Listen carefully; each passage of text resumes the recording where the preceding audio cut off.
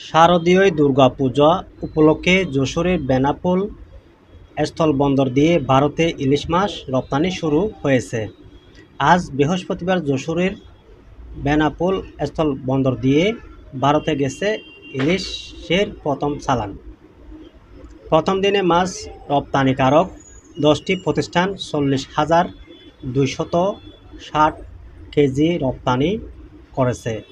1 KG আকারের ইলিশ $10 অর্থাৎ বাংলাদেশি টাকা 1,190 টাকা দরে রপ্তানি হয়েছে।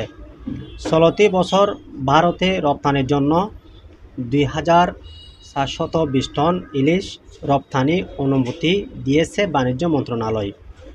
মোট 49টি প্রতিষ্ঠানকে এ অনুমতি দেওয়া হয়েছে।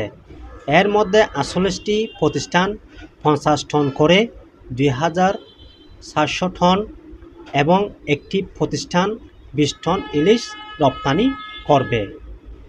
বেনাপোল কাস্টম হাউস সূত্রে জানা গেছে, রপ্তানির প্রথম চালানে গতকাল বুধবার রাত ও আজ বৃহস্পতিবার সকালে ইলিশ বোঝাই ট্রাক বেনাপোল বন্দরে পৌঁছায়। এরপর কাস্টম, মৎস্য, কোয়ারেন্টিন ও বন্দরের আনুষ্ঠানিকতা শেষে দুপুর থেকে বিকেল পর্যন্ত ট্রাক বোঝাই ইলিশ ভারতের পেট্রাপোল স্থলবন্দরে প্রবেশ করে।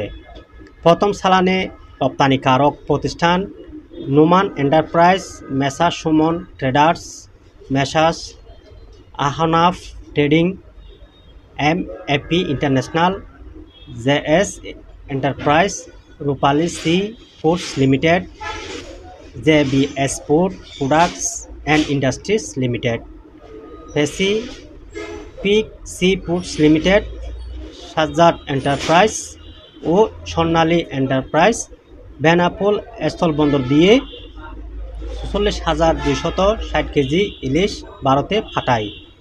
প্রথম দিন বৃহস্পতিবার 10টি ট্রাকে 44 মেট্রিক টনের বেশি ইলিশ ভারতে রপ্তানি হয়েছে। বেনাপোল স্থলবন্দরের মৎস্য কোয়ারেন্টিন কর্মকর্তা মাহবুবুর রহমান সাংবাদিকদের জানান, কাস্টম বন্দর ও মৎস্য কার্যালয়ে আনুষ্ঠানিকতা শেষে আজ দুপুর থেকে বিকেল পর্যন্ত প্রথম 15টি চালানে 44,260 কেজি ইলিশ ভারতে রপ্তানি হয়েছে। প্রতি কেজি ইলিশের রপ্তানি মূল্য $10। আগামী 13 অক্টোবরের মধ্যে রপ্তানি শেষ করতে হবে বলেও জানান।